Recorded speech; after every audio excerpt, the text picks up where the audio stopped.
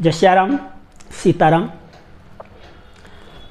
स्वागत है आप सभी का हमारे इस भक्ति साधना रामायणी चैनल में।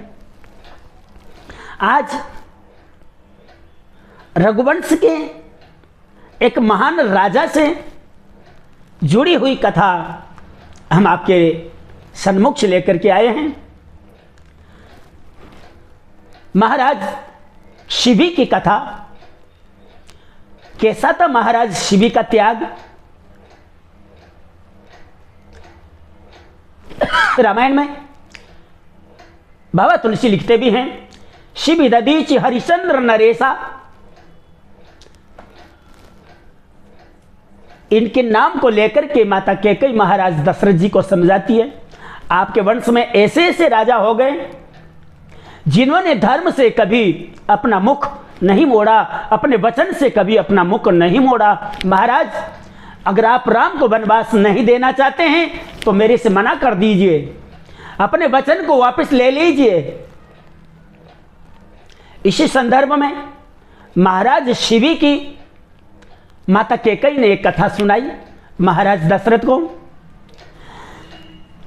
पुराणों में ऐसी कथा आती है, अयोध्या में महाराज शिवी नाम के बड़े ज्ञानी एक सम्राट हुए। एक समय उन्होंने 100 अश्वमेध यज्ञ करने का संकल्प लिया। 99 यज्ञ महाराज शिवी कर चुके थे और जब 100वां यज्ञ महाराज शिवी ने आरंभ किया, 100वें यज्ञ का संकल्प लिया, उसी समय इंद्र ने विचार किया, कहीं महाराज शिवी मेरे इंद्र पद को लेने के लिए तो यज्ञ नहीं कर रहे। ऐसा विचार करके देवराज इंद्र ने विचार किया, मैं इनका 100वां यज्ञ कभी पूर्ण नहीं होने दूंगा। अतः उन्होंने यज्ञ में विघ्न डालने का सुनिश्चय किया और स्वयं बाज का रूप बना करके अग्नि को कबूतर का रूप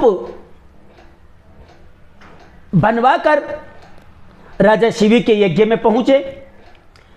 वहां बाज कबूतर को मारने के लिए बार बार उसके ऊपर आक्रमण करता, प्रहार करता।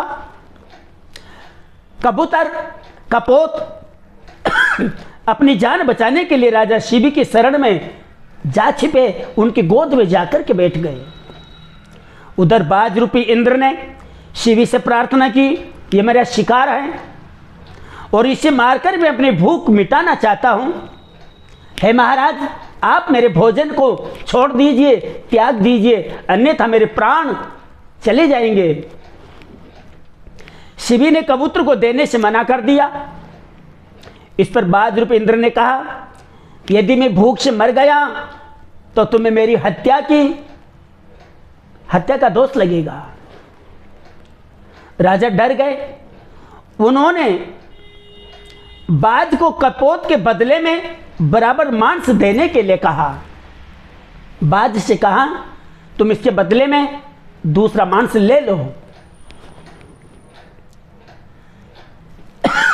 बाज रूपी इंद्र ने राजा शिवी का मांस लेने का आग्रह किया। महाराज, अगर आप मुझे इसके बदले में दूसरा मांस ही देना चाहते हैं तो मुझे आप ही के शरीर का मांस चाहिए। मैं किसी अन्य पशु पक्षी का, जानवर का मांस ग्रहण नहीं करूंगा। अगर आप इसके प्राण बचाना चाहते हैं, अपने शरीर का मांस काट करके इसके बराबर तौल करके मुझे दे दीजिए। महाराज शिवी सहमत हो गए।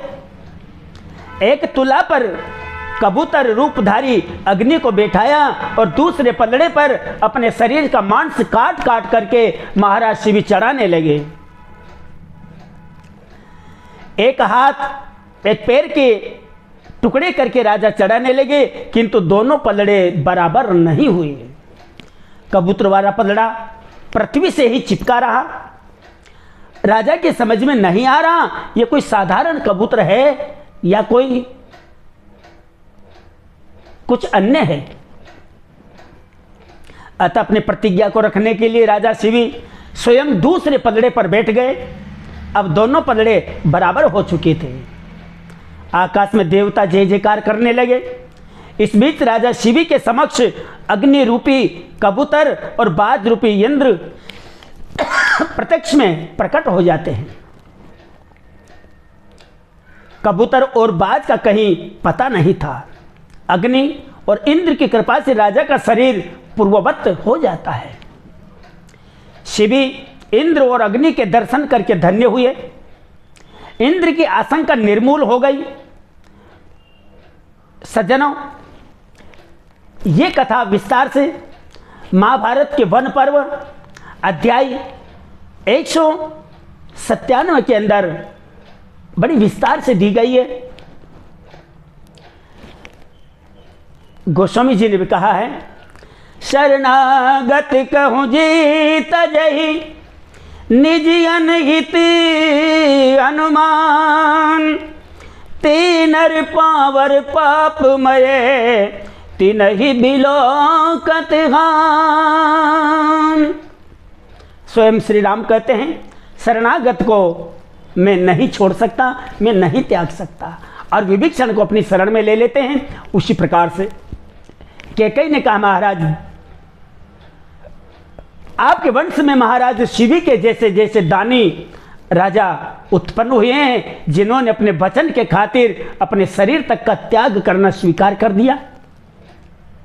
अगर आप अपने वचन से पलटना चाहते हैं तो आप पलट जाइए। सज्जनों, सूर्यवंश में ऐसे ऐसे महान राजाओं का जन्म हुआ था। महाराज शिवी की कथा आपको कैसी लगी, कमेंट के माध्यम से हमें जरूर बताने का प्रयास करें। जय श्री राम, सीताराम।